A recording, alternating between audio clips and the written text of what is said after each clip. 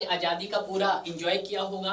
ठीक है, क्योंकि आज जैसे सभी को पता है कि 15 अगस्त था और आपका यहाँ पे जो सेशन हमने कंडक्ट करवाया गया था, एक मॉर्निंग में भी आपका सेशन था जो हमने 12 बजे के आसपास लिया था। क्लियर है? अगर आपने उस सेशंस को हमारा नहीं कवर किया है तो पहले आप उस सेशंस को भी कवर कर सकते हैं, क्योंकि मैंने आपको पहले भी बताया था कि एक वीक तक मैं आपकी कोई भी क्लास नहीं लूंगा। तो मैं सोच रहा हूँ कि दिवाली से पहले हम आपका हाईवे इंजीनियरिंग कंप्लीट कर ले। ठीक है, यहाँ पे जो हम डिस्कस कर रहे हैं आपका वो हाईवे मटेरियल एंड टेस्टिंग की बात कर रहे हैं। इसके बाद आपका मेंटेनेंस रहेगा और लास्ट में हम बात करेंगे आपके ट्रैफिक इंजीनियरिंग की। क्लियर है? तो पहले जल्दी से जल्दी भाई जुड़ जाइएगा। ठीक है,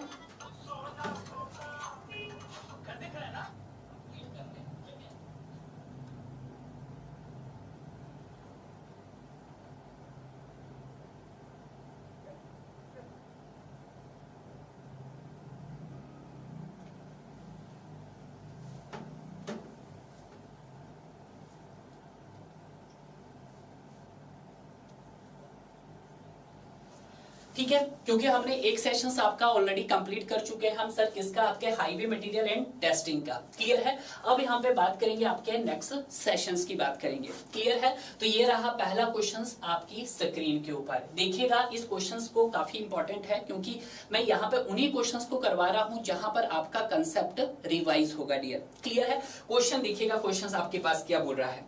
क्वेश्चन यहाँ पे हमारे पास बोल रहा है कि what is the specified limit of maximum variation is CBR value of 10%। कि जब आपके पास CBR वैल्यू 10% है तो उस कंडीशन में आपका परमिसिबल वैल्यू का मैक्सिमम कितना वेरिएशन हो सकता है। तो यहाँ पे हम क्या देखेंगे? टेबुलर फॉर्म में इसको देखेंगे जहां पे आपके कंसेप्ट बिल्कुल क्लियर हो जाएंगे। यहाँ पे सबसे पहले हम बात करेंगे यहाँ पे सर CBR वैल्यू की। किसकी बात करेंगे सर? CBR वैल्यू की। और सेकंड जो मैं यहाँ पे आपको प्लॉट करके दिखाऊंगा वो रहेगा आपके पास परमिसिबल वैल्यू का। किसका रहेगा? Permissible value. ठीक है, ये आपको ध्यान रखना है, permissible value for CBR। Clear है? बिल्कुल सही। अगर हम बात करते हैं आपके पहली की कि अगर सर मेरा क्या हो, CBR अप टू 10% तक हो। किसकी बात करेंगे? 10% तक है तो क्या आंसर होगा? अगर मेरे पास सर 10 से 30 के बीच में हुआ, 30% के बीच में हुआ तो परमिसिबल वैल्यू ऑफ CBR क्या होगा? और अगर सर मेरे पास 30 से 60% के आसपास हो तो आपके पास परमिसिबल वैल्यू क्या होगी? तो अगर हम बात करते हैं अप टू 10% तो वहां पर आपके पास परमिसिबल वैल्यू कितनी होगी? 3% होगी। और अगर 10 से 30 के बीच में है तो कितनी होगी सर? 5% होगा। और अगर 30 और 60 के बीच में है तो आपकी वैल्यू कितनी होगी सर? 10% होगा। क्लियर है? कितना होगा सर? 10%।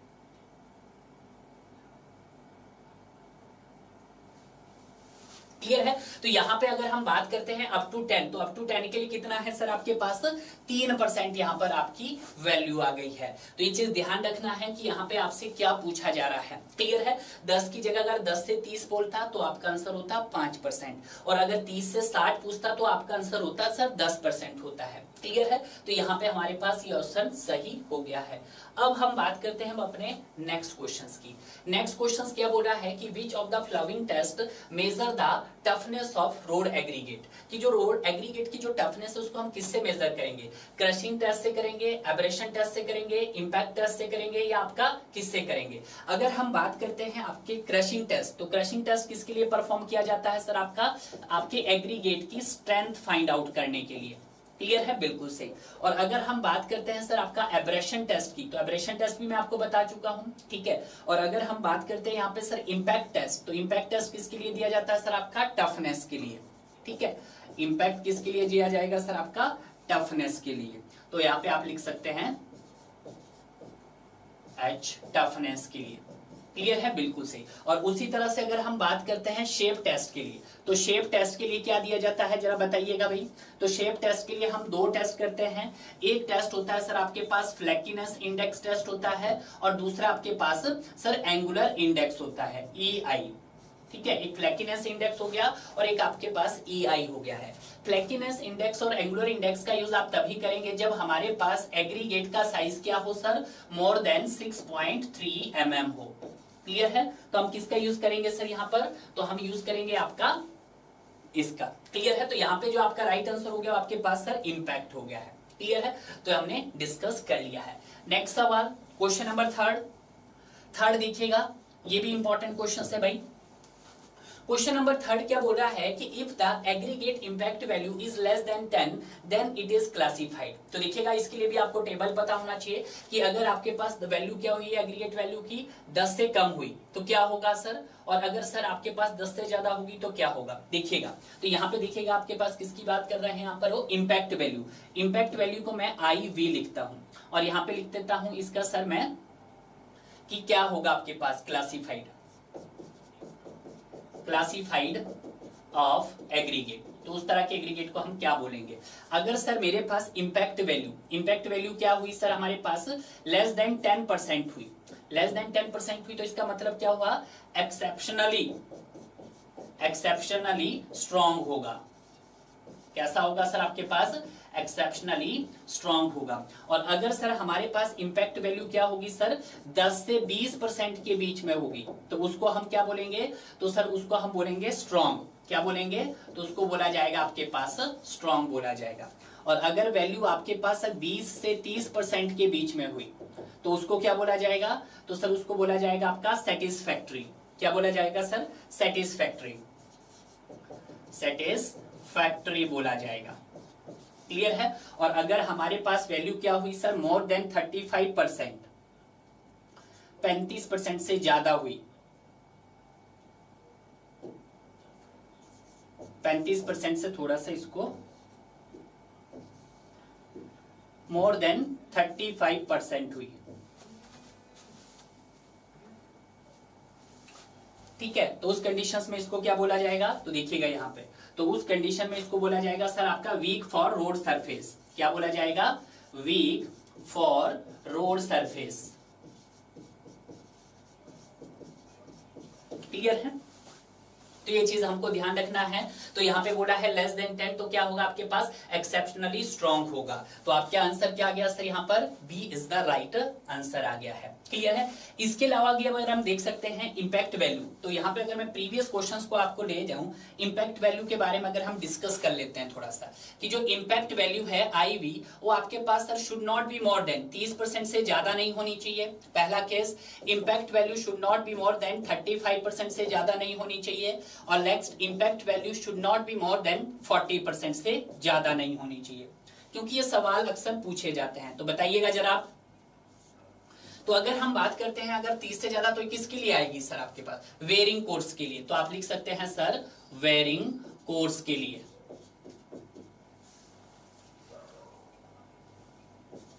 ठीक है। और अगर हम बात करते हैं 35 से ज्यादा, ये किसके लिए आएगी सर आपके पास, बिटुमिनस मैकेडम के लिए, मैकेडम के लिए।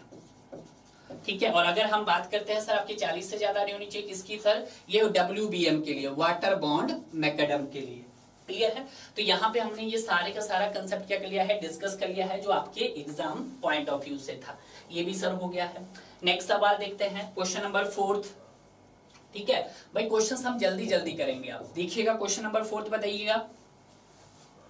क्वेश्चन नंबर 4 क्या बोला है कि what is the percentage content of asphalt in the cut back asphalt. किसकी बात की जा रही है, कट बैक एस्फाल्ट की बात की जा रही है। यहाँ पे लिख दे रहे हैं हम, कट बैक एस्फाल्ट की बात की जा रही है। तो बताइएगा कितना होता है। तो कट बैक एस्फाल्ट में आपके पास क्या होता है सर, 85% क्या होता है आपके पास, एस्फाल्ट सीमेंट होता है। 85% क्या होता है आपके पास, एस्फाल्ट सीमेंट होता है। ठीक है। और अगर हम बात करते हैं सर आपके पास प्लस 15%, 15% क्या होता है आपके पास यहाँ पे, कटर बाई वेट होता है। ठीक है। तो ये होता है आपके पास कटर बाई वेट होता है। ठीक है। तो यहाँ पे आपके पास 85% आ गया। तो राइट आंसर क्या हो गया सर हमारे पास, C is the right answer हो गया है। Question number next, question number 5, 5वां क्वेश्चन कीजिएगा जरा, देखिए 5th क्वेश्चन क्या बोल रहा है, the combined name for the two test. Combined name बताना है किसका, एलोंगेशन इंडेक्स और फ्लैक्कीनेंस इंडेक्स। तो आप सर उसके लिए क्या करते हैं सर, हम शेप टेस्ट करते हैं। अभी मैंने आपको बताया था शेप टेस्ट आप किसके लिए करते हैं सर, ये करते हैं सर आप एलोंगेशन इंडेक्स के लिए, EI के लिए करते हैं। और दूसरा किसके लिए करते हैं सर आप, दूसरा करता है फ्लैक्कीनेस इंडेक्स, FI के लिए करते हैं। यहाँ पे आप सभी जानते हैं कि ये कब किया जाता है, जब हमारे पास एग्रीगेट का साइज मोर देन 6.3 mm हो। क्लियर है। और यहाँ पे जो एग्रीगेट है, एग्रीगेट के लिए सबसे बेस्ट शेप कौन सा माना जाता है सर? Angular aggregate. कैसा? Best shape. तो ये भी सवाल पूछा जाता है कि बेस्ट शेप कौन सा रहता है सर आपके पास? तो रहता है एंगुलर एग्रीगेट, एंगुलर एग्रीगेट। ठीक है, तो ये ध्यान रखना है। तो यहाँ पे आपका आंसर क्या हो जाएगा सर? दोनों के लिए कंबाइंड टेस्ट कौन सा है सर आपके पास? शेप टेस्ट है। शेप टेस्ट आपका दोनों के लिए किया जाता है। क्लियर है। नेक्स्ट सवाल, क्वेश्चन नंबर 6 कीजिएगा फास्ट। क्वेश्चन नंबर 6 कीजिएगा भाई।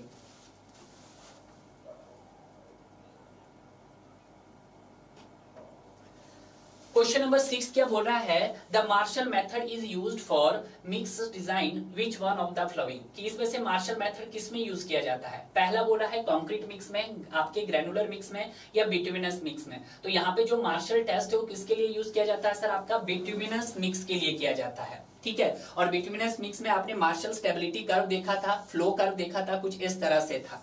ठीक है, तो यहाँ पे फ्लो वैल्यू कुछ आपके पास इस तरह से आई थी। ठीक है, ये आप देख सकते हैं। तो ये क्या आई थी सर आपके पास? That is flow value. ठीक है, तो ये हमने यहां पे डिस्कस किया था। उसके बाद next question number 7, question number 7 कीजिएगा फास्ट। क्वेश्चन नंबर 7 क्या बोला है कि bituminous concrete is mix comparison of. कि जो आपके पास बिटुमिनस कंक्रीट है वो किस किस का मिक्सचर है सर? ये कोर्स एग्रीगेट का, फाइन एग्रीगेट का, फिलर का, बिटुमेन का। तो आपके पास क्या आ जाएगा सर? सारा आ जाएगा, सी। ठीक है, तो आपका आंसर क्या बन गया सर? सी। सिंपल सवाल है। Question number next, question number 8, question number 8 कीजिएगा। क्वेश्चन नंबर 8 क्या बोला है कि toughness property of aggregate can be tested by. तो टफनेस प्रॉपर्टी हम किससे टेस्ट करते हैं? एग्रीगेट क्रशिंग से, या एग्रीगेट इंपैक्ट टेस्ट से, या लॉस एंगुलर सेपरेशन टेस्ट से, या एंगुलरिटी नंबर। तो अगर हम बात करते हैं यहाँ पे सबसे पहले एंगुलरिटी नंबर किससे रिलेटेड है सर आपका? सर ये शेप टेस्ट से रिलेटेड है। किससे रिलेटेड है? शेप टेस्ट से रिलेटेड है। और अगर हम बात करते हैं इंपैक्ट, तो आपका आंसर क्या हो जाएगा सर? यहाँ पर 8th का आंसर हो गया आपके पास इंपैक्ट टेस्ट। क्लियर है। Next question number 9, question number 9 क्या बोला है? The desirable thickness of the bituminous mix specimen to be subjected Marshall stability test. किसकी बात की जा रही है आपके पास? मार्शल स्टेबिलिटी टेस्ट की बात की जा रही है। स्टेबिलिटी टेस्ट की बात की जा रही है। वेरी इंपॉर्टेंट पॉइंट्स ध्यान रखना आपने इसके।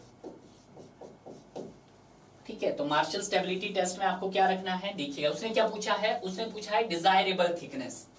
ठीक है, मार्शल स्टेबिलिटी में। तो जो अगर हम बात करते हैं थिकनेस, तो थिकनेस कितना होता है आपके पास सर? 63.5 plus minus 3 mm। इतनी थिकनेस आप यहाँ पे प्रोवाइड करते हैं। तो आपको आंसर मिल गया है? बिल्कुल सर मिल गया है। कितने नंबर ऑफ स्पेसिमन लिए जाते हैं सर इस टेस्ट को परफॉर्म करने के लिए? ये भी पूछा जाता है। कितने नंबर ऑफ स्पेसिमन होते हैं? नंबर ऑफ स्पेसिमन, ये भी पूछा जाता है। तो यहाँ पे जो नंबर ऑफ स्पेसिमन लिए जाते हैं वो आपके पास कितने लिए जाते हैं स्टूडेंट? वो 4 स्पेसिमन लिए जाते हैं। क्लियर है। और अगर मैं बात करता हूं कि सर ये जो टेस्ट होता है किस पे कास्ट किया जाता है? क्यूब पे या सिलेंडर पे? तो जो इसको कास्ट किया जाता है वो आपका एज ए सिलेंडर पे किया जाता है। क्लियर है। जहां पर अगर हम बात करते हैं सिलेंडर के डाया, आपसे पूछा जा सकता है कि सर सिलेंडर का डाया कितना होता है? तो सिलेंडर का जो डाया रहता है वो आपके पास 10 mm रहता है। क्लियर है। उसी तरह से अगर मैं बात करता हूं सिलेंडर की हाइट की, तो ये भी हाइट पूछी जाती है। तो आपकी हाइट कितनी होती है सर? तो हाइट होती है 6.35 सेंटीमीटर। ठीक है, हाइट होती है। और अगर हम बात करते हैं, ये तो हाइट आ गई सर हमारे पास, और डाया, ये दोनों पूछे जाते हैं। इसके अलावा भी आपसे पूछा जा सकता है, ठीक है, कि वेट ऑफ हैमर्स, ये भी ध्यान रखना है कि सर वेट ऑफ हैमर, क्योंकि आप कंपैक्ट तो करोगे ना मटेरियल को, तो वेट ऑफ हैमर कितना होता है? तो वेट ऑफ हैमर जो होता है हमारे पास वो कितना होता है? वो होता है सर आपके पास 4.5 kg का, 4.5 kg का। ठीक है, याद रखना है। कितने का होता है सर? 4.5 kg का होता है। उसके बाद क्या पूछा जाता है आपके पास? फ्री फॉलिंग हाइट पूछा जाता है। तो यहां पे लिख सकते हैं फ्री फॉल हाइट। तो फ्री फॉल हाइट कितनी रहती है सर आपके पास? वो रहती है 45.7 रहती है आपके पास mm। ठीक है, ये ध्यान में रखना है। तो यहाँ पे पूछा जाता है कि जब आप मार्शल स्टेबिलिटी टेस्ट परफॉर्म करते हैं तो आपके पास बिटुमिनस मिक्स की थिकनेस कितनी रहती है डिजायरेबल 63.5 प्लस 3 mm रहती है। अगर हम बात करते हैं total number of specimen sir 4 रहते हैं। सिलेंडर यहाँ पे कास्ट किया जाता है जिसका डाया 10 mm का होता है, हाइट 6.3 सेंटीमीटर होती है, जबकि वेट ऑफ हैमर 4.5 kg का होता है। और अगर हम बात करते हैं फ्री फॉल हाइट तो कितना होता है सर 45.7 mm का फ्री फॉल हाइट होती है। क्लियर है? Yes sir. Question number next, question number 10th, ये भी क्वेश्चन अच्छा है। The minimum desire Marshall stability value for dense bitumen. आपको क्या बतानी है? मिनिमम डिजायर वैल्यू बतानी है किसके लिए सर? डेंस बिट्यूमिनस मिक्स के लिए। तो बताइएगा कितनी होगी। क्लियर है? Used in the bituminous concrete surface course 900 kg होगा, 500 kg होगा या 700 kg होगा या आपके पास 800 kg होगा। डायरेक्ट क्वेश्चन है। तो यहाँ पे कितना होगा सर आपके पास? तो ऑप्टिमम रहेगा वो आपके पास 5 kg का रहेगा और डिजायरेबल कितना रहेगा सर आपके पास 900 kg। कितना रहेगा सर? 900 kg रहेगा। तो आपका ये आ गया है। नेक्स्ट सवाल question number 11th। Question number 11th क्या बोल रहा है कि when used in road work the coefficient of hardness of stone should be greater than. आपसे क्या पूछा है? Coefficient of hardness of stone. तो इससे रिलेटेड भी हम कुछ पॉइंट्स लिख देते हैं जो आपके लिए काफी इंपॉर्टेंट है। अगर आपको क्या करना है, आपको अपने स्टोन की हार्डनेस कोफिशिएंट फाइंड आउट करना है। तो देखिएगा सबसे पहले हम बात करते हैं यहाँ पे किसकी सर? एब्रेशन टेस्ट की। किसकी sir? Abrasion test. Abrasion test से हम क्या करते हैं sir? To determine the hardness coefficient, या आप लिख सकते हैं to find the hardness coefficient. Hardness coefficient, ठीक है, बिल्कुल ये बात ध्यान रखना है। क्लियर है? और जो कोफिशिएंट हार्डनेस की जो वैल्यू होती है कि इफ हमारे पास अगर कोफिशिएंट हार्डनेस क्या हुआ सर? 0 से 14 के बीच में हुआ, 14 से 17 के बीच में हुआ और मोर देन 17 हुआ, तो ये वैल्यू आपको याद रखनी है। 0 से 14 होगा तो क्या रहेगा और 14 से 17 रहेगा तो क्या रहेगा। क्लियर है? अगर 0 से 14 रही आपके पास तो आपका स्टोन कैसा होगा सर आपके पास? सर सॉफ्ट होगा। ठीक है? और अगर हम बात करेंगे 14 से 17 तो कैसा होगा सर? वो मीडियम हार्ड होगा। कैसा होगा? मीडियम हार्ड होगा। और अगर सर आपका 17 से ज्यादा हुआ तो कैसा होगा सर आपके पास? वेरी हार्ड होगा। कैसा होगा? वेरी हार्ड होगा। ठीक है? अगर 0 से आपका 14 के बीच में है यानी कि सॉफ्ट स्टोन है तो उसका यूज हम किसके लिए कर सकते हैं? आपके रोड ब्लास्ट के लिए कर सकते हैं। ठीक है, आप ये लिख सकते हैं। और अगर हम बात करते हैं वेरी गुड तो इसका यूज आप किसके लिए कर सकते हैं सर? आप अपना हार्ड रोड मतलब रोड वर्क के लिए कर सकते हैं। तो आप लिख सकते हैं रोड वर्क। ठीक है? तो यहां पे पूछा है ग्रेटर देन 17 होगा, 10 होगा, 15 होगा, 12 होगा कि अगर आप रोड वर्क में यूज कर रहे हैं तो coefficient of hardness of stone क्या होना चाहिए आपका सर? 17 से ज्यादा होना चाहिए। तो आपका आंसर क्या हो गया सर? यहां पर A is the right answer. Clear है? नेक्स्ट सवाल क्वेश्चन नंबर 12। क्वेश्चन नंबर 12 क्या बोल रहा है? Which of the following is not IRC recommended bitumens grade. कि नीचे दिए गए 4 ग्रेड में से कौन सा आपके पास आईआरसी रिकमेंडेड ग्रेड नहीं है। तो अगर हम बात करते हैं बिट्यूमिनस के ग्रेड की, बिट्यूमिनस के ग्रेड की अगर हम बात करते हैं तो कौन कौन से होते हैं सर आपके पास? तो आप सभी जानते हैं सर 30/40 होता है आपके पास एक ग्रेड। एक सर आपके पास 80/90 होता है। ठीक है सर, 80/100 80/100 होता है सर आपके पास। और एक सर आपके पास 60/70 होता है। क्लियर है? ये मोस्टली। और यहाँ पे जो ज्यादातर यूज किए जाते हैं ये 2 ही किए जाते हैं आपके पास ज्यादा, 30/40 और 80/100। 30/40 कहाँ किया जाता है? कोल्ड क्लाइमेट में। और 80/100 कहाँ किया जाता है? हॉट क्लाइमेट में। तो यहाँ पे नहीं, कौन सा नहीं है सर? डी नहीं है। 70/90 आपका आंसर नहीं होगा। ठीक है? इनकी अगर पेनिट्रेशन वैल्यू देखते हैं तो 30/40 का पेनिट्रेशन कितना हुआ? 3 से 4 mm का हुआ। और 80/100 का पेनिट्रेशन कितना हुआ? 8 से 10 mm का हुआ। और 60/70 का पेनिट्रेशन वैल्यू क्या हुई? 6 से 7 mm हुई। क्लियर है? Yes sir. Next question number 13। Question number 13 बोलिएगा। क्वेश्चन नंबर 13 क्या बोला है, the result of ring and ball softening point test on asphalt is given in the terms of. देखिएगा आप एक टेस्ट करते हैं, कौन सा, रिंग एंड बॉल टेस्ट, ठीक है। उससे क्या फाइंड आउट करते हैं, आप अपना सॉफ्टनिंग पॉइंट इंडिकेट करते हैं, और सॉफ्टनिंग पॉइंट्स में जो आपका टेम्परेचर रहता है वो कितना रहता है सर, 35 से 70 डिग्री के बीच में रहता है, ठीक है। तो यहाँ पे हम किस टेस्ट की बात कर रहे हैं सर, आपकी रिंग एंड बॉल टेस्ट की बात की जा रही है। इसकी test sir, ring and ball test. तो यहां पे हम किसकी बात करेंगे, यहां पर सर सॉफ्टनिंग पॉइंट की, सॉफ्टनिंग पॉइंट की बात करेंगे। और यहाँ पे जो सॉफ्टनिंग पॉइंट्स के लिए जो टेम्परेचर इंडिकेशंस रहता है वो कितना रहता है सर आपके पास, वो रहता है 35 डिग्री सेल्सियस से लेकर आपके पास 70 डिग्री सेल्सियस रहता है। यानी कि कई बुक में आपको ये भी देखने को मिलेगा 40 डिग्री सेल्सियस से लेकर 70 डिग्री सेल्सियस रहेगा। तो अगर हम बात करते हैं तो किससे रिलेटेड है सर, आपका टेम्परेचर से रिलेटेड है। क्लियर है, बिल्कुल सही हो गया है। नेक्स्ट सवाल, क्वेश्चन नंबर 14। क्वेश्चन नंबर 14 क्या बोला है कि softening point of bitumens to be used road construction at a place where maximum temperature is 40 degree Celsius should be less than 40 degree होगा, या ग्रेटर देन 40 होगा, या इक्वल टू 40 होगा। तो अगर हम बात करते हैं सॉफ्टनिंग पॉइंट्स में जो आपका टेम्परेचर रहता है वो 35 से 70 डिग्री सेल्सियस रहता है, और कई बुक में 40 से 70 डिग्री सेल्सियस रखता है। आपको याद क्या रखना, 40 से 70। तो यहाँ पे टेम्परेचर क्या रहेगा, अबव 40 रहेगा। तो आपका आंसर क्या हो जाएगा सर, यहाँ पर ग्रेटर देन 40 डिग्री सेल्सियस रहेगा, ठीक है। तो यहां पे लिख सकते हैं कि सॉफ्टनिंग पॉइंट्स में, सॉफ्टनिंग पॉइंट्स में पॉइंट ऑफ बिट्यूमेन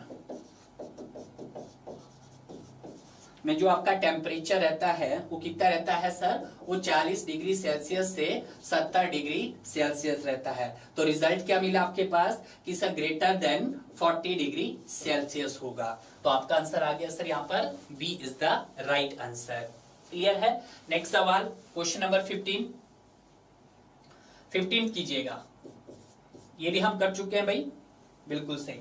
क्वेश्चन नंबर 15 क्या बोल रहा है आपके पास, 15 बोल रहा है कि penetration test on bitumen is used for determine. Penetration test हम किसके लिए करते हैं, ग्रेड के लिए करते हैं। ग्रेड हो गया, विस्कोसिटी हो गया, डक्टिलिटी हो गया, टेम्परेचर। तो आपका आंसर क्या आ गया सर, यहाँ पर ग्रेड के लिए हो गया, ठीक है। कर चुके इस क्वेश्चन को।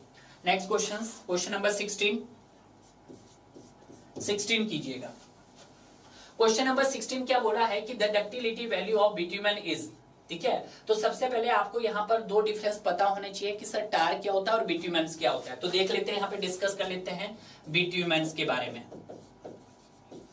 और यहाँ पे हम लिख लेते हैं सर टार के बारे में। अगर हम बिट्यूमेंस की बात करते हैं, बिट्यूमेंस का कलर कैसा होता है सर, आपके पास ब्लैक टू डार्क ब्राउन होता है। क्या होता है sir, black to dark brown. Colour की बात कर लेते हैं, कलर कैसा होता है सर आपके पास, dark to black to dark brown. यहां पे लिख सकते हैं ब्लैक टू डार्क ब्राउन। और अगर हम बात करते हैं टार की भी, तो टार भी एक प्रकार का क्या होता है, बिट्यूमेंस ही होता है, जिसका कलर क्या होता है, सेम होता है जैसा आपके पास किसका होता है सर, बिट्यूमेन का होता है। पहला पॉइंट। सेकेंड पॉइंट की अगर हम बात करते हैं कि जो बिट्यूमेंस का जो टेम्परेचर होता है वो लेस टेम्परेचर पे वर्क करता है, ठीक है। और अगर हम बात करते हैं सर किसकी, सर आपके टार्स की, तो टार्स का जो टेम्परेचर होता है वो क्या होता है सर, यहाँ पे ज्यादा होता है। तो यहाँ पे हम टार्स के टेम्परेचर्स की बात करते हैं, तो टेम्परेचर्स क्या रहेगा सर आपके पास, ज्यादा रहेगा, ठीक है। और अगर हम बात करते हैं डक्टिलिटी की, तो अगर हम बात करते हैं आपके बिट्यूमेंस की डक्टिलिटी की, तो ये क्या होता है सर आपके पास, लेस डक्टाइल होता है। क्या होता है, लेस डक्टाइल होता है।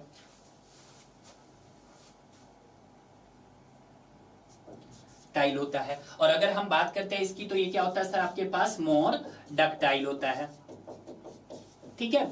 ये पॉइंट्स आपको ध्यान रखना है। तो यहाँ पे बोला है द डक्टिलिटी वैल्यू ऑफ बिट्यूमेंस क्या होती है, लेस होती है एज कंपेयर टू टार। तो आपका आंसर क्या हो जाएगा सर, यहाँ पर सी इज द राइट आंसर हो गया है। क्लियर है। बिट्यूमेंस का कलर पूछा है तो कैसे होगा सर, आपके पास ब्लैक टू डार्क ब्राउन। टार का कलर भी वैसे ही होता है। और अगर हम बात करते हैं सर बिट्यूमेंस, तो क्या होता है सर, इसका ये लेस टेम्परेचर पे वर्क करता है, टार का टेम्परेचर थोड़ा ज्यादा होता है, ठीक है। और अगर हम बात करते हैं बिट्यूमेंस की तो ये लेस डक्टाइल है, जबकि अगर हम बात करते हैं आपके टार्स की तो टार आपके पास मोर डक्टाइल है।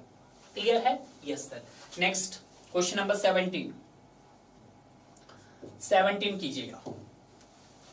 क्वेश्चन नंबर 17 क्या बोल रहा है कि which one of the following component is added in rapid curing cut back bitumens, कि इनमें से कौन सा कंपोनेंट यूज किया जाता है आपके पास rapid curing cut back bitumens. किसकी बात की जा रही है आपके पास? Rapid curing cut back बिट्यूमेन।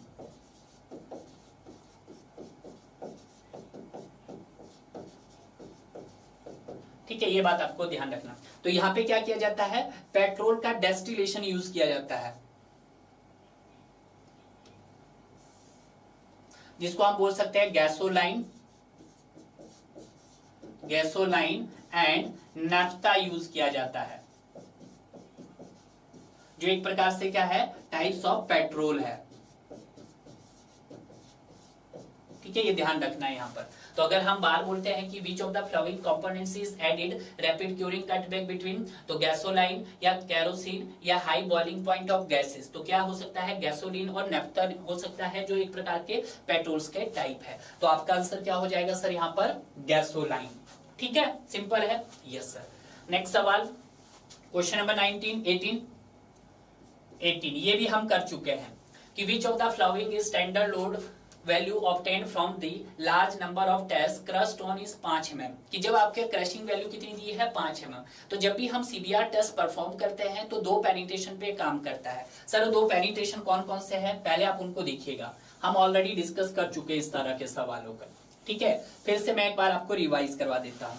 आपको पेनिट्रेशन वैल्यू पता होनी चाहिए पहले तो, कि पेनिट्रेशन किस में होगा सर? आपके पास mm में होगा। और अगर हम बात करते हैं सर लोड की, तो लोड किस में होगा सर? केजी में होगा। और अगर हम बात करते हैं आपके पास प्रेशर की, तो प्रेशर किस में होगा? केजी पर सेंटीमीटर स्क्वायर में होगा। ठीक है, तो देखिएगा यहाँ पे लोड स्टैंडर्ड वैल्यू पता होनी चाहिए आपके पास, बाकी तो क्लियर है। आगे आपके पास सर 2.0 mm का पेनिट्रेशन, 2.5 mm का पेनिट्रेशन होता है, 5.0 mm का पेनिट्रेशन होता है। इसके लिए लोड था सर आपके पास 1370 केजी। ठीक है, और इसके लिए था सर आपके पास 2055 केजी। ठीक है, ये ध्यान रखना। और इसके लिए था सर 70 केजी पर सेंटीमीटर स्क्वायर। और अगर हम बात करते हैं 5 mm के लिए तो 105 केजी पर सेंटीमीटर स्क्वायर। ठीक है, तो यहाँ पे किससे रिलेटेड पूछा है? 5 mm की पेनिट्रेशन है, तो 5 mm का है तो आपके पास लोड कितना होगा सर यहाँ पे? 2055 केजी। तो 2055 केजी। तो आपका राइट आंसर क्या हो गया सर यहाँ पर? A is the right answer हो गया है। क्लियर है? नेक्स्ट देखते हैं क्वेश्चन नंबर 19। क्वेश्चन नंबर 19 कीजिएगा। 19 कि एस्फाल्ट इज सॉल्युबल, क्या वाटर में आपका एस्फाल्ट सॉल्युबल है? नहीं सर। Partial in water? नहीं सर। पानी में किसी भी तरह से आपका जो एस्फाल्ट होता है वो सॉल्युबल नहीं होता है। क्लियर है? फुली इन CS2, CS2 का मतलब क्या है यहाँ पर आपके पास? Carbon disulphide. और पार्शियली इन CS2, तो आपके पास होगा सर फुली इन CS2। ठीक है, तो C is the right answer. Problem sir बहुत लेट आए, गुड इवनिंग गुड इवनिंग। ठीक है, कोई बात नहीं, क्लियर हो गया इतना आपके पास? बिल्कुल सही, कि जो एस्फाल्ट सॉल्युबल है किसमें सॉल्युबल है आपके पास? CS2 में। ठीक है, कितना सॉल्युबल है सर आपके पास? ये भी पता होना चाहिए। फुली सॉल्युबल है, बिल्कुल सर। कितना? 99% सॉल्युबल है। ठीक है, yes sir. Next question number 20। Question number 20 कीजिएगा। क्वेश्चन नंबर 20 क्या बोल रहा है कि अकॉर्डिंग टू बिट्यूमेन इज क्लासिफाइड। बिट्यूमेन के कितने ग्रेड होते हैं? 2 ग्रेड होते हैं, 4 ग्रेड होते हैं, 8 ग्रेड होते हैं, आपके पास 10 ग्रेड होते हैं। अगर हम बात करते हैं according to IRC, according to IRC 73 2006 new code के मुताबिक, तो जो यहाँ पर हमारे पास बिट्यूमेन के जो टोटल ग्रेड होते हैं वो कितने होते हैं सर? आपके पास 10 ग्रेड्स होते हैं। कितने होते हैं? 10 ग्रेड। तो आपका आंसर क्या हो गया सर यहाँ पर? D is the right answer. बहुत बढ़िया। ठीक है, नेक्स्ट सवाल क्वेश्चन नंबर 21 कीजिएगा कि good quality stone must be, कैसा होना चाहिए? गुड क्वालिटी स्टोन आपका ड्यूरेबल होना चाहिए। ड्यूरेबल का मतलब क्या? टिकाऊपन होना चाहिए। फ्री फ्रॉम क्ले, बिल्कुल उसमें किसी भी प्रकार का क्ले कंटेंट नहीं होना चाहिए। रजिस्ट एक्शन ऑफ एसिड, बिल्कुल वो एसिड को रजिस्ट करने वाला होना चाहिए, या all of this? All of this. तो आपका आंसर क्या हो गया सर यहाँ पर? ऑल ऑफ दीज हो गया है। क्लियर है? नेक्स्ट सवाल क्वेश्चन नंबर 22, 22वां कीजिएगा।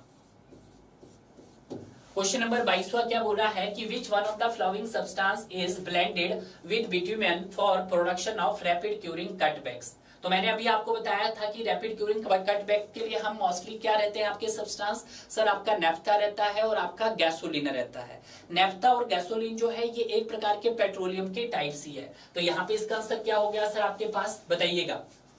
22 का आंसर बोलिएगा, अभी बताया आपके पास, तो इसका हो जाएगा सर पेट्रोल की टाइप है, ए। ठीक है, 10 ग्रेड, बहुत बढ़िया। लक्की गवाली का आंसर आया है, वेरी गुड। नेक्स्ट सवाल क्वेश्चन नंबर 23, बहुत बढ़िया यार, सही बात है।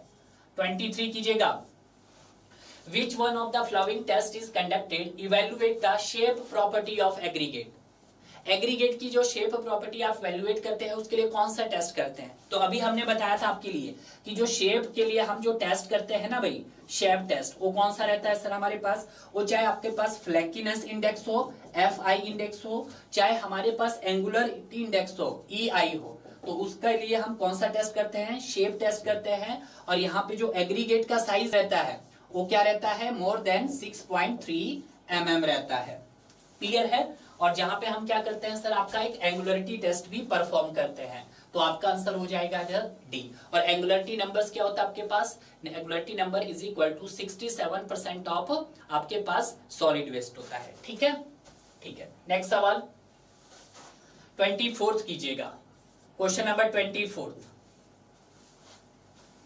क्वेश्चन नंबर 24 क्या बोल रहा है? Which of the following test is conducted evaluate the hardness property of aggregate. Hardness किससे इवेल्युएट करते हैं आप बताइएगा जल्दी। सर हार्डनेस हम एब्रेशन टेस्ट से, बिल्कुल आपको बताया अभी सर, ये हो गया है। इंपैक्ट टेस्ट से क्या करते हैं सर आप? स्ट्रेंथ करते हैं। ठीक है, साउंडनेस टेस्ट हो गया आपके पास, वाटर एब्जॉर्प्शन टेस्ट, तो आपका आंसर हो गया सर डी। सिंपल सा सवाल है यार। नेक्स्ट 25, 25वां कीजिएगा। अभी ये क्वेश्चन अच्छा है। 25वां क्वेश्चन क्या बोला है? The ductility test of bituminous materials is conducted. देखिएगा आप क्या करते हैं, बिट्यूमिनस मटेरियल के लिए आप एक डक्टिलिटी टेस्ट करते हैं। और आपको मैंने ये सुबह की क्लास में बताया भी था कि जो आपके पास डक्टिलिटी जो वैल्यू होती है कितनी होती है? 75 सेंटीमीटर होती है। क्लियर है? तो यहां से एक पॉइंट्स आपको क्लियर आ गया होगा कि जो डक्टिलिटी होती है, डक्टिलिटी टेस्ट करते हैं हम। तो डक्टिलिटी टेस्ट किसका करते हैं हम? बिट्यूमिनस की यहाँ पे हम क्या फाइंड आउट करते हैं सर? उसका हम इलास्टिसिटी चेक करते हैं। तो उसके लिए डक्टिलिटी टेस्ट आता है। और अकॉर्डिंग टू IRC के मुताबिक जो आपकी डक्टिलिटी रहती है वो 75 सेंटीमीटर रहती है। 75 सेंटीमीटर किसके लिए? अबव 45 ग्रेड के लिए।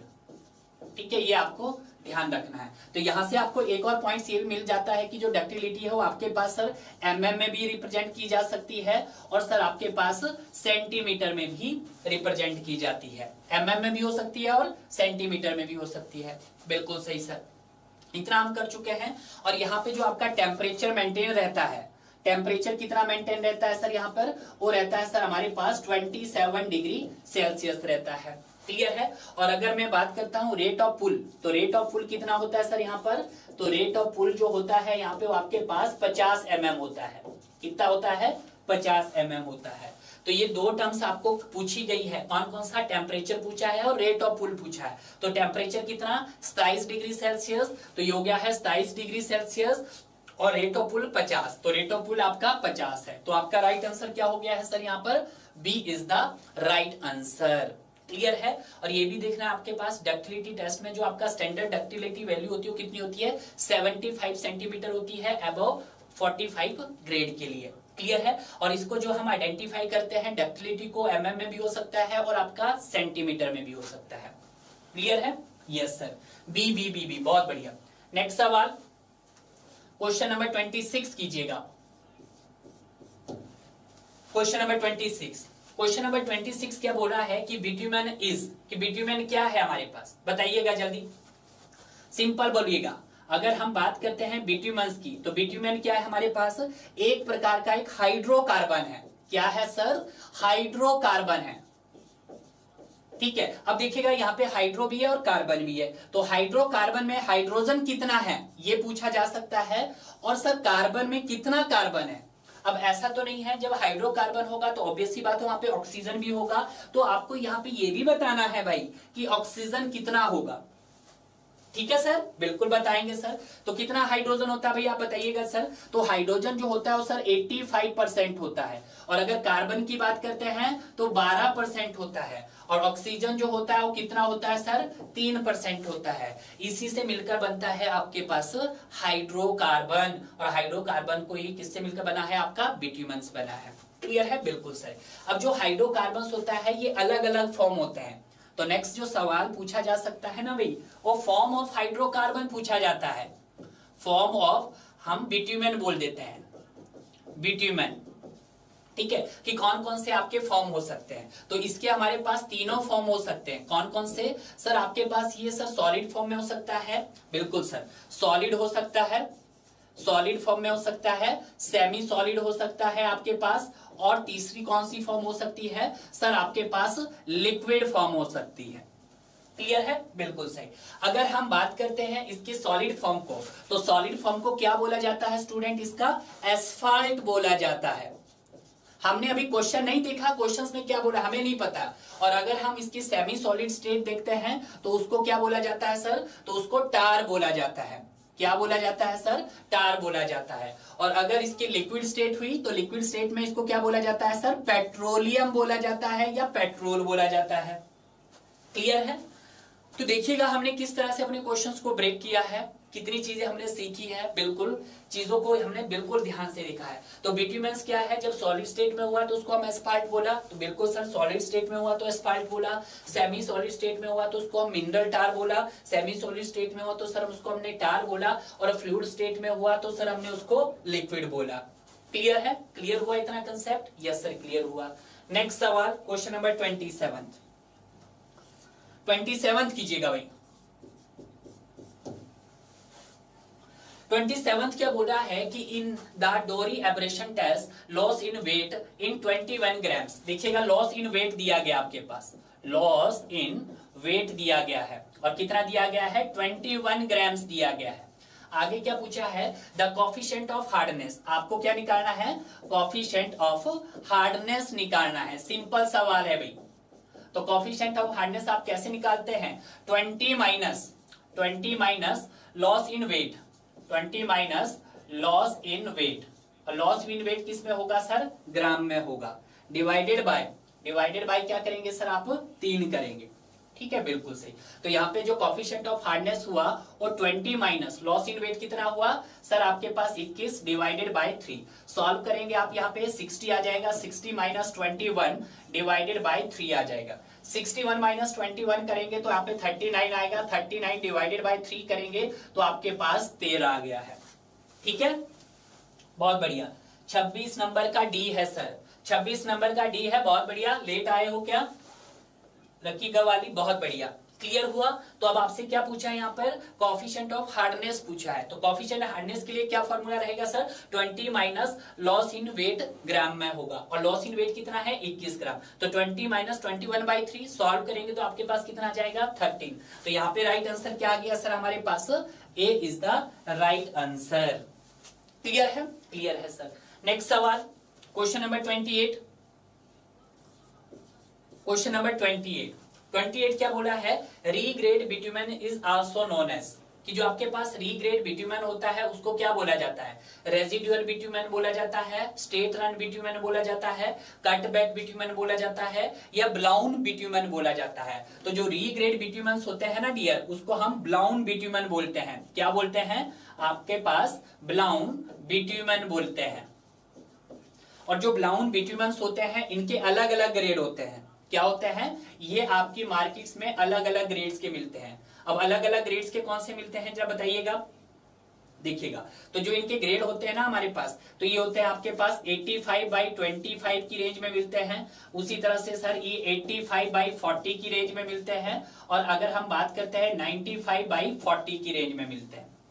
ठीक है, कुछ इस तरह से आपको इनके ग्रेड मिलते हैं, ज्यादा नहीं है। ये क्वेश्चन आपके पास थोड़ा सा एडवांस हो गया है, बस आपको पता होना चाहिए कि जो रीग्रेड बिट्यूमेन है उसी को हम ब्लाउन बिट्यूमेन बोलते हैं। और ब्लाउन बिट्यूमेन के जो ग्रेड होते हैं वो 85/25, 85/40, 95/40 एक्सेट्रा होते हैं।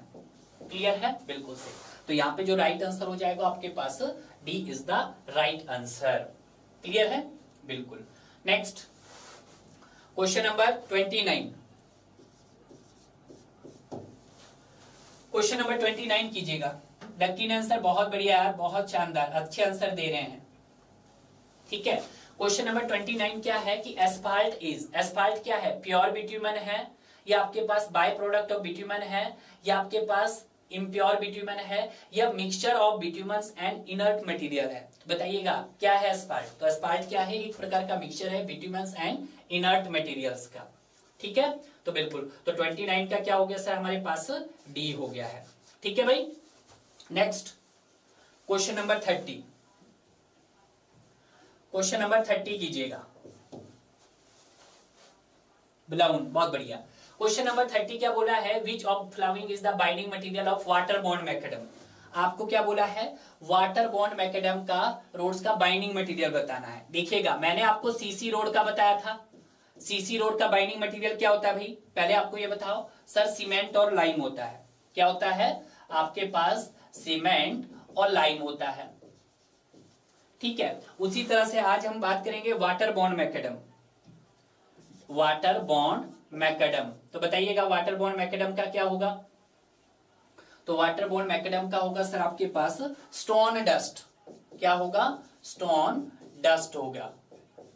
ठीक है, उसी तरह से मुझे आप बताएंगे, मैंने आज ही मॉर्निंग में बताया था, क्वेश्चंस किया था हमने, अर्थन रोड। अर्थन रोड का क्या होगा?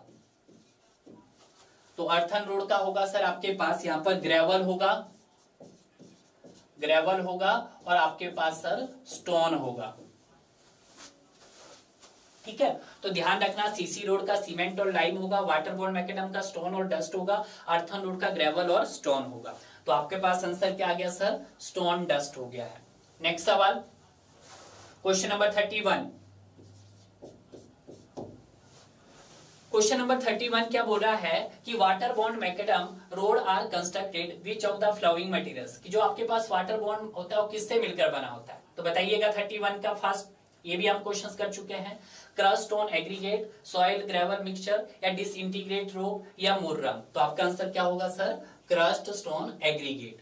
क्रस्ट स्टोन एग्रीगेट को हम यहाँ पे बोल सकते हैं ग्रेनुलर सॉइल भी बोल सकते हैं एक तरह से।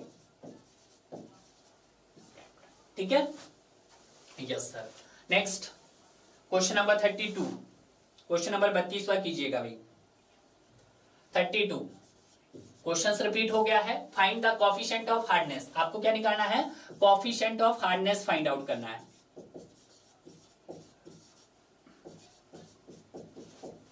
तो ये आप निकाल चुके हैं। क्या होगा सर? 20 minus loss in weight. Loss in weight किस में होगा? ग्राम में होगा। डिवाइडेड बाय क्या करेंगे सर? हम 3 करेंगे। बिल्कुल सही, तो निकालिएगा। तो यहाँ पे 20 हो गया। कितना लॉस हुआ है? 25 ग्राम का लॉस हुआ है। तो 25 ग्राम डिवाइडेड बाय 3 किया हमने। तो जब सॉल्व किया यहाँ पे तो ये कितना आ गया सर? 60 माइनस 25/3 हो गया है। ठीक है, तो यहां से जब किया 60 माइनस 25 कितना हो गया सर आपके पास? 35। 35 डिवाइडेड बाय 3। तो यहां पे किया आपने 11 पॉइंट समथिंग ही आया होगा। आपके पास कितना है भाई? 11.66। कितना आ गया सर? 11.66 आया। तो आपका राइट आंसर क्या हो गया सर आपके पास? C is the right answer. Clear है? बिल्कुल सही। नेक्स्ट सवाल कीजिएगा 33। Question number 33।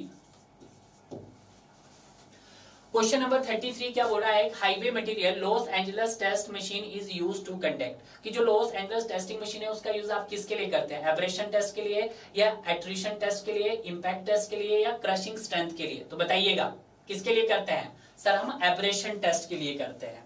किसके लिए करते हैं? एब्रेशन टेस्ट के लिए। बहुत बढ़िया, ब्रॉकलिन सर का आंसर ए आ गया। बहुत बढ़िया। नेक्स्ट सवाल, ये क्वेश्चन अच्छा है। ठीक है, आज का लास्ट क्वेश्चन नंबर 34 कीजिएगा। क्वेश्चन नंबर 34 क्या बोल रहा है? For the road payment cement generally used. Road payment के लिए हम कौन सा सीमेंट यूज करते हैं? बताइएगा। रोड पेमेंट के लिए तो सर जो रोड पेमेंट के लिए सीमेंट यूज किया जाता है उसका नाम बताइएगा फर्स्ट, कौन सा सीमेंट। और सीमेंट यहाँ पे किसका काम कर रहा है आपका, सर बाइंडिंग का काम कर रहा है। किसका काम कर रहा है, एज ए बाइंडिंग मटेरियल्स काम कर रहा है। ठीक है, तो कौन सा सीमेंट यूज करते हैं भैया, सर ऑर्डिनरी पोर्टलैंड सीमेंट या rapid hardening cement, low heat cement या ब्लास्ट फर्निंग सीमेंट। तो जब भी रोड पेमेंट की बात की जाती है ना, तो वहां पे हम रैपिड हार्डनिंग सीमेंट यूज करते हैं। कौन सा सीमेंट यूज करते हैं, सर रैपिड हार्डनिंग।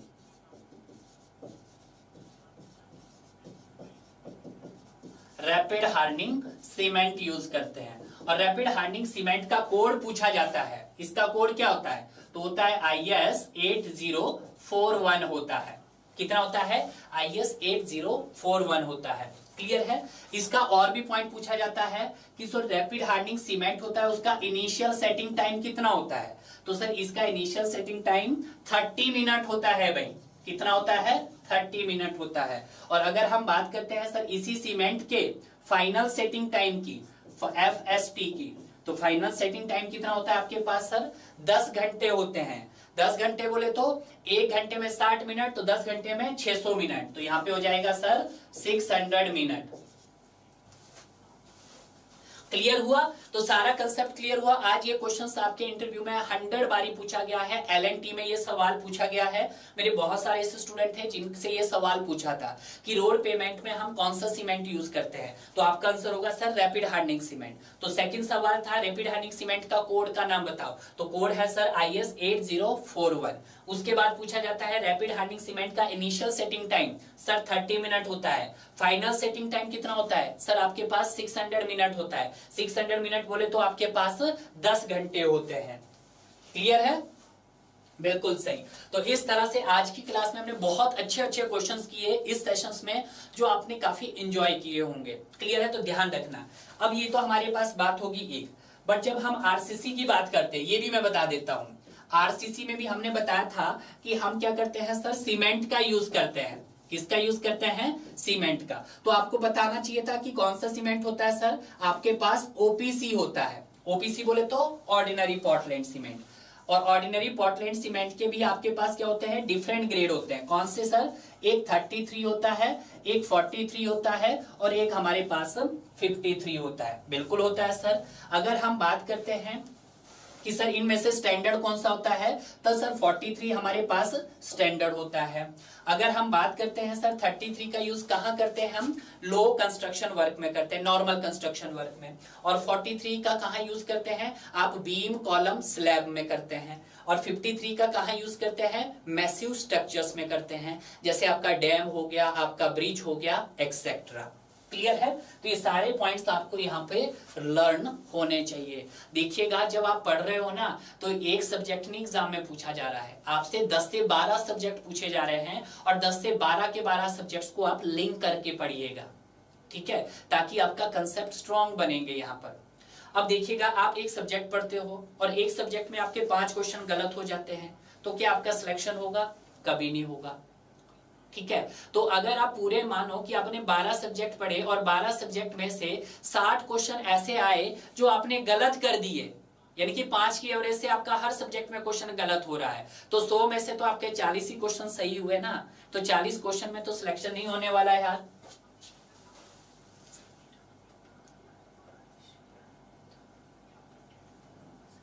कोई बात नहीं,